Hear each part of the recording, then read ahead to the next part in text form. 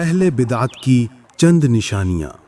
علامہ محمد بن صالح العثیمین رحمہ اللہ بیان کرتے ہیں، لأہل البدع علامات منها انہم یتصفون بغیر الاسلام والسنة بما يحدثونه من البدع القولیة والفعلیة والاعتقادیة، وأنهم يتعصبون لآرائهم فلا يرجعون إلى الحق وإن تبين لهم، وأنهم يكرهون أئمة الإسلام والدين۔ بدعتیوں کی کئی نشانیاں ہیں، ان میں سے چند یہ ہیں۔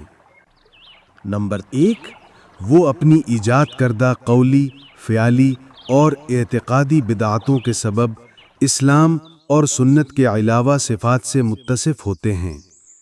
نمبر 2، وہ اپنے آراء کے لیے تعصب کرتے ہیں، لہذا حق واضح ہو جانے کے بعد بھی اس کی طرف نہیں لوٹتے۔